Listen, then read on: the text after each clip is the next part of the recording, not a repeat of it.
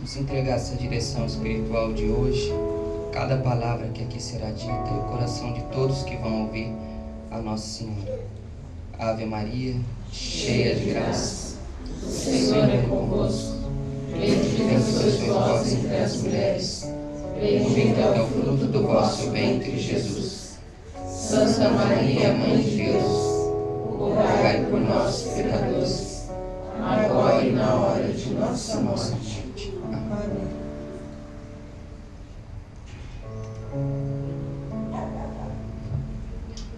Boa noite, paz e bem. Agradeço a presença do Pai Céu mais uma vez, cansado o dia inteiro de vir para cá. Obrigado pela tua presença, Pai.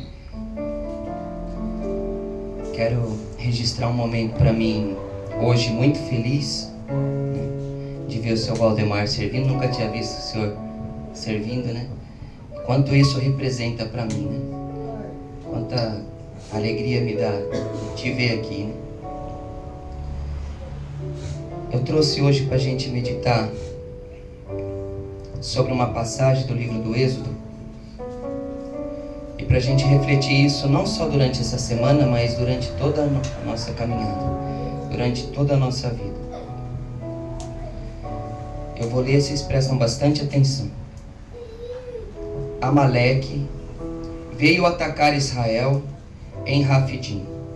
Moisés disse a Josué: escolhe-nos homens e vai combater a Amaleque. Amanhã estarei no alto da colina com a vara de Deus em minhas mãos. Josué obedeceu Moisés e foi combater Amaleque.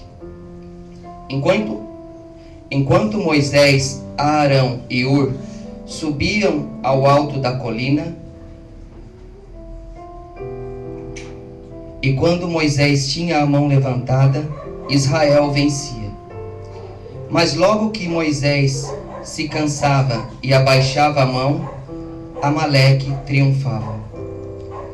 Mas como se fatigassem os braços de Moisés,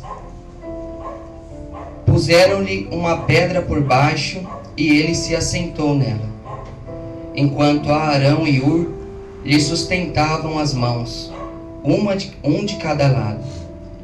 Suas mãos puderam assim conservar-se levantadas até ao pôr do sol.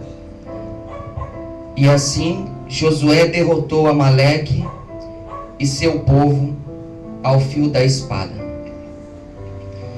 Então, nessa passagem do Antigo Testamento, para a gente entender bem, Moisés era um homem de Deus, pecador como nós, mas escolhido de Deus, eleito de Deus, para levar o povo de Israel para a terra prometida, para levar a lei de Deus ao povo de Israel, para tirar o povo de Israel da escravidão do Egito, do pecado. E nós vemos nessa passagem que o povo de Deus combate contra um povo estrangeiro. Isso para nós traz numa linguagem figurada o combate entre os servos de Deus e os de Satanás, e também aqueles do mundo que preferem o caminho de Satanás do que o de Deus. Então, nessa passagem, Moisés sobe para uma colina junto com seu irmão e com Hur e começa a rezar. Levanta os braços e começa a rezar para que o povo de Israel vença a batalha. E enquanto Moisés está com os braços erguidos, Israel vence. Mas quando Moisés se cansa e abaixa os braços, Israel perde, começava a perder a guerra. Vendo isso, os dois que subiram com Moisés pegaram, colocaram uma pedra para que ele se sentasse na pedra, e cada um de um lado segurou a mão de Moisés erguida, e assim Israel venceu. Eles não caíram na tentação de: bom, Moisés não consegue levantar as mãos, então eu vou levantar as mãos. Mesmo que o povo de Israel todo levantasse as mãos, Israel perderia se não fosse as mãos de Moisés para cima. Nisso claramente Deus mostra para nós que a eleição de Deus, quando Deus elege alguém para um serviço, Deus não quebra essa aliança, mesmo que aquele escolhido quebre. Deus não quebra. Mesmo que aquele que prometeu a Deus algo não cumprir, o que Deus prometeu, Ele cumpre. Ele é fiel, apesar de qualquer tipo de infidelidade.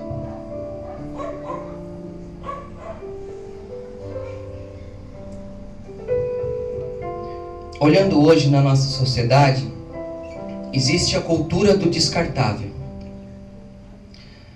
Aquela cultura colocada que você vale o que você produz e enquanto produz. Quando você já não produz, você já é descartável. Você vale enquanto satisfaz. Não consegue mais, então é afastado. E assim o mundo prega essa doutrina através da televisão, da internet. Nas grandes empresas funciona assim, a gente vê que a pessoa não produziu o que tinha que produzir, descartada. Só que Deus não trabalha assim. Né? Deus não trabalha com instrumentos descartáveis. Quando Deus escolhe um instrumento, até o fim Ele vai trabalhar com aquele instrumento. E não importa como esteja a situação daquele instrumento. Todo mundo pode achar que aquele instrumento já não serve para nada. Deus acredita e investe todo o seu poder naquele instrumento. Aqui nós vemos que Moisés já não tinha mais força para segurar os braços de pé. E que diferente do que muitos, né? Em vez de colocar uma pedra para descansar, muitos colocam uma pedra para tropeçar, né? Quando vê que a pessoa já não produz, então a gente vê por aí se colocando diante da pessoa pedras de tropeço, ou querendo levantar os braços no lugar dela, né? Mas Deus não. Deus permanece fiel. É assim que Deus é. Nós vemos na história de Davi quanto pecado fez Davi, né? Davi, eleito de Deus, ele manda buscar a esposa de um dos seus soldados que lutava por ele e pelo povo dele na guerra. Manda buscar a esposa do seu soldado, dorme com ela, engravida ela e depois manda matar o homem para ficar com ela. Pela visão humana, vamos escolher outro rei para Israel, né? Mas a gente percebe na história do povo de Deus que Davi chora amargamente seu pecado. Davi se arrepende profundamente. Não foge do castigo de Deus. Ele diz que o povo não seja punido, mas que eu seja punido. Que se tua mão for pesar sobre Israel, tenha misericórdia do povo e que pese sobre mim tua mão, Davi disse. E Deus perdoa Davi, e enquanto Davi é vivo, o trono de Israel está com ele. Deus não trabalhou com um instrumento descartável. Ele não se cansa de um instrumento e joga fora. Assim também é aqui na nossa comunidade. Devemos ter grande gratidão a Deus por todas as pessoas que estão nessa comunidade, que passaram por ela, que o trabalho e a entrega de cada um não foi em vão, não deve ser esquecida, não deve ser descartada. Pelo contrário, quando os mais velhos de comunidade se sentirem cansados, que a comunidade esteja disposta a não arrumar uma pedra de tropeço, nem querer levantar os braços no lugar, mas esteja dispostas a pôr algo para o descanso e segure os braços no alto. Como se segura o braço do nosso carisma no alto? Vivendo ele. Vivendo ele. Quando eu vejo a missa bem celebrada, quando eu vejo os missionários em pastoral de rua, fiquei muito feliz. Quando a Sandra estava de férias e eu estava voltando da pastoral e vi ela lá, junto com a Isabela, cuidando de um irmão de rua. Ela estava de férias, mas ela é missionária. E isso é muito importante, é isso mesmo que tem que ser, é assim que tem que ser. Um irmão de rua disse assim para mim: muitos interpretam com brincadeira aquela frase de um filósofo que diz: ser ou não ser, eis a questão. Aí ele disse: mas eu encaro isso com seriedade, porque ser ou não ser é uma questão que deve incomodar o coração do ser humano. Você é ou você parece ser? Ele falou assim para mim: se um médico é médico só quando ele está com a roupa branca dentro do hospital, ele não é. Se ele se omite num caso que ele poderia ajudar porque ele não está de serviço, ele não é. Ele citou o mesmo exemplo para um policial e citou o mesmo exemplo para nós. Se nós só somos missionários quando estamos em grupo, ou de marrom, ou quando estamos em serviço, mas não o somos nos outros momentos, então nós não somos nunca. Ser ou não ser. E eu quero terminar fazendo o meu elogio, minha gratidão aos, para mim, cofundadores da vida consagrada na nossa comunidade: a irmã Maria, a irmã Clara, o irmão Leone, o padre Sérgio, o irmão Junípero. Vocês, através da vida de vocês, Deus escreveu como deveria ser a vida consagrada na nossa comunidade, como deveria ser um sacerdote na nossa comunidade. E isto não deve ser esquecido nem descartado nunca. E quando os mais novos enxergarem que eles estão cansados, não queiram pôr pedras de tropeço. Segurem os braços deles, para que se mantenham a vida no nosso carisma. Porque se não for por eles, Deus não vai dirigir essa obra. Não vai. Eu fiz questão de escrever um diretório para sacramentar isso de uma vez, né? A vida de vocês, o que vocês nesses anos me mostraram, o que eu pude ver na vida de vocês.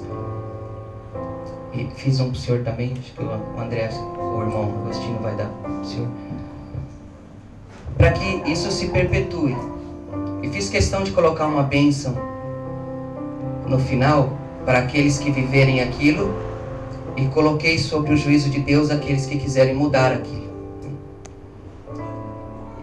E Deus atende essas coisas, não vai? Então, que sejam fiéis a isso que Deus escreveu em nossa vida.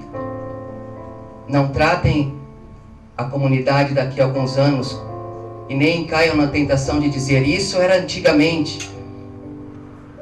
A irmã Maria, a irmã Clara estão ultrapassadas, o irmão Leone, o padre Sérgio, o Cá, o Tó, isso era antigamente. Hoje a gente já entendeu outras coisas. Deus vai permanecer fiel, né, ao que Ele confiou a gente. E nós estaremos com Deus um dia. E deixa eu dizer isso para vocês sem nenhuma presunção, porque no dia do juízo particular de cada um de nós, vocês vão ficar muito felizes de me ver ao lado de Jesus e da Virgem Maria recebendo vocês. Vão ficar felizes com isso. Não porque eu mereça, mas porque assim Deus fez, né? Você vê quando ele conta aquela parábola do rico e do lado, ele diz que no seio de Abraão estava o povo de Israel. Eles não iam entrar sem ser pelo seio de Abraão, eleito de Deus, né? Os franciscanos, pelas chagas de São Francisco, e nós somos uma comunidade também franciscana, E assim é todas as comunidades, né? Respeitar os instrumentos